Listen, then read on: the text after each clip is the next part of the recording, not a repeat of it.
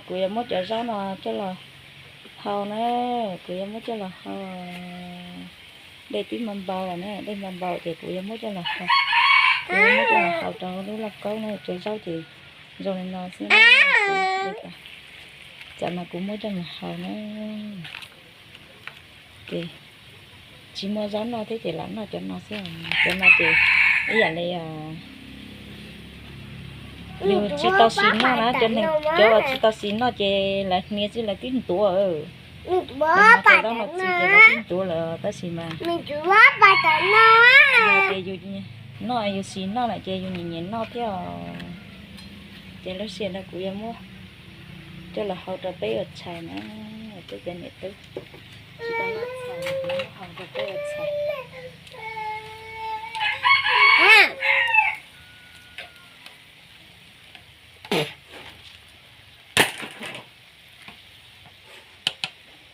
cứ nó hao lên nó kìa hãy cứ sửa cái nó sẽ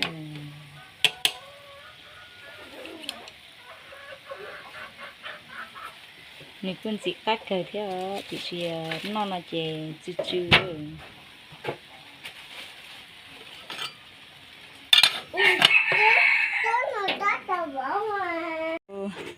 ô tao rót xịt của nó mò nè ô tao rót xịt của nó mò chỉ mua rau nó xịt tí cho nó xinh ngọt xíu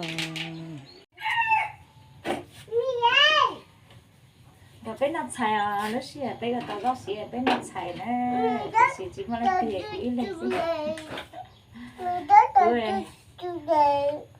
cứ chụp chọn nhỉ cái cứ này nó xịt nó cho nhỉ rau nó xí nè rồi cũng nó mò kìa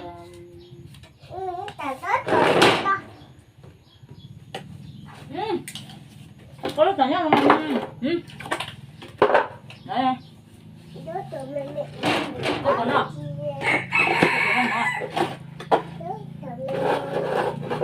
nó là bên nào ấy có phải đau rau người ta rau con nó sẽ còn đi chém mỗi ư ăn những con nó sẽ là bé dần dần nhẹ bé chỉ một chỉ đấy bé chỉ một chỉ bé một tay xíu bé chỉ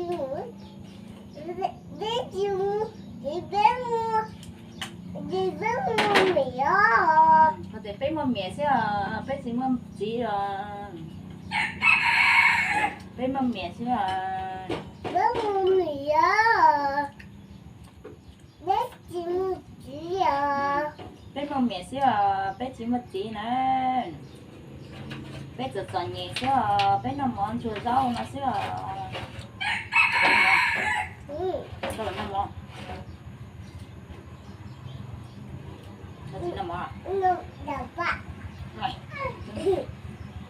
bé dần dần nhẹ bé nó lên nó xíu mẹ bà chết rồi mẹ bà bé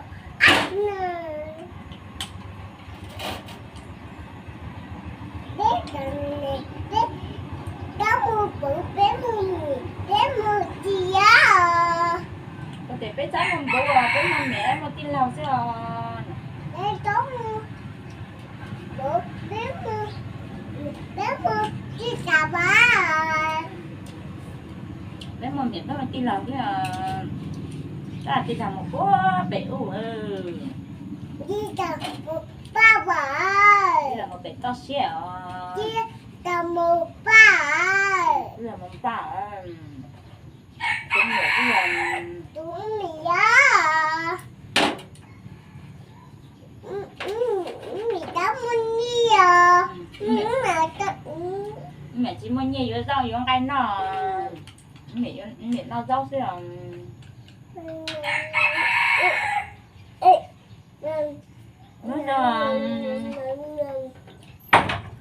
mẹ chỉ muốn cái nó mẹ nó rau xíu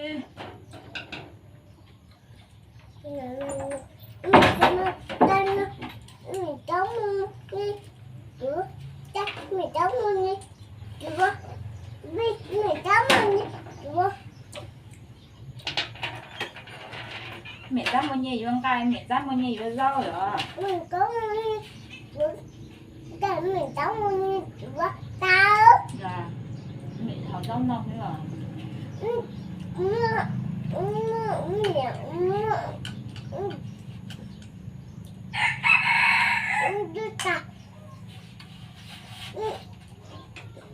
Đi cầm một tờ chi à? Chị làm kim bạn. Đi cầm một bà. Chị làm một bạn.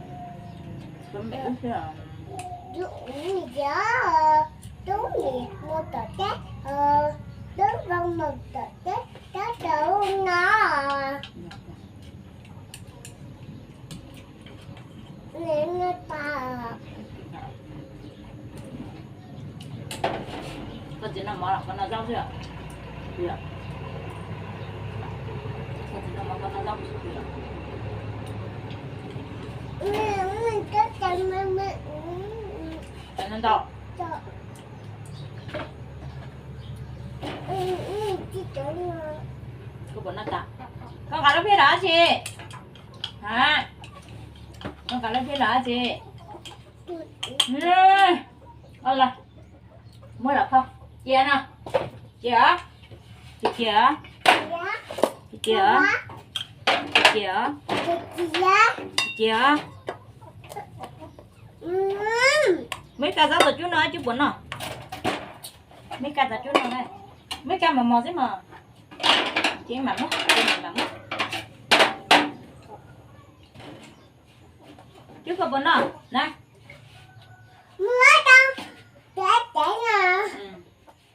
Tụi nó là đá lau tù nè. Tụi nó đá lau tù mấy nhỏ nè.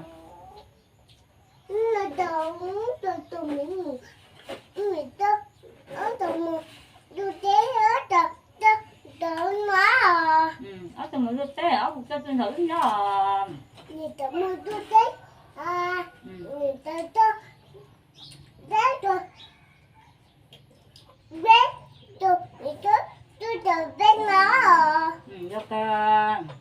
nó kìa. Vậy. Bây giờ chị vô tới này tay, móc khai vào chứ. Đúng không?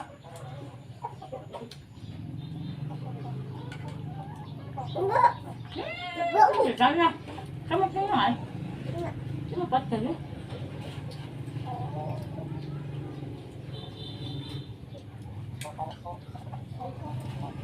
Cái gì sẵn đâu.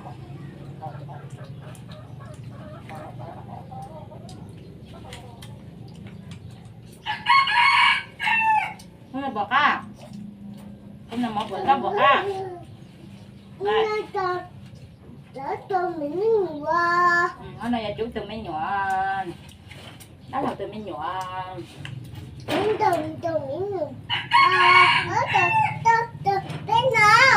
Được ở từ cho tên là bé nhỏ à. Nè. Nó thế.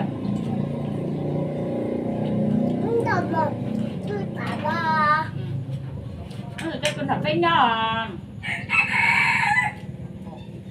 Con nó hả?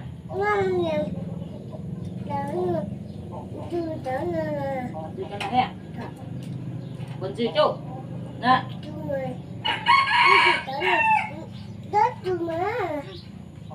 Bỏ à? Nó chỉ tao on. Này mà mất. Nè. Con lên.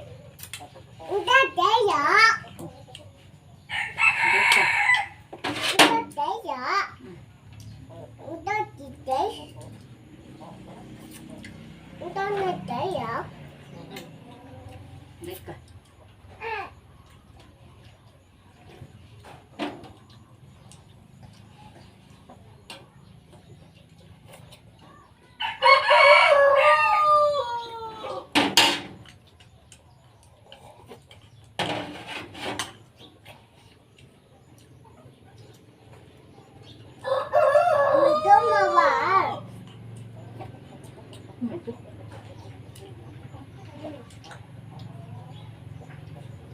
Ôi, nó chạy chút không? Rất kìa. Rất kìa. Dạ.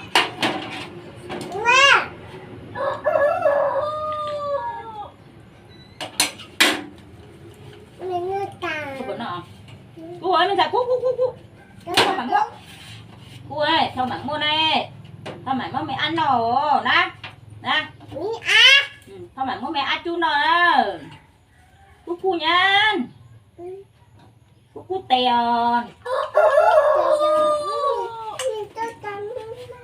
lần bọn nó để mà bây giờ cú nó cắt rồi liền cú nó cắt rồi liền cho phong duyên thế sẽ cú bột tròn nhiều thế sẽ cú bột gì đúng không thế sẽ cú bột tròn nhiều nên sẽ cũng nó rau lên nó sẽ cú bột tròn nhiều nên sẽ cũng nó rau lên nó sẽ cú bột tròn nhiều bột gì lúc nè nó bây giờ nè nếu nó tay qua nếu học qua nó bây giờ không có qua cú á cú cú chẳng biết qua này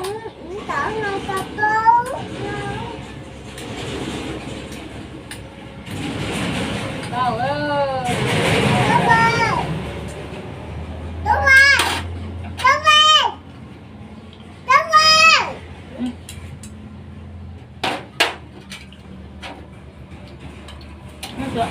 nó chảo ạ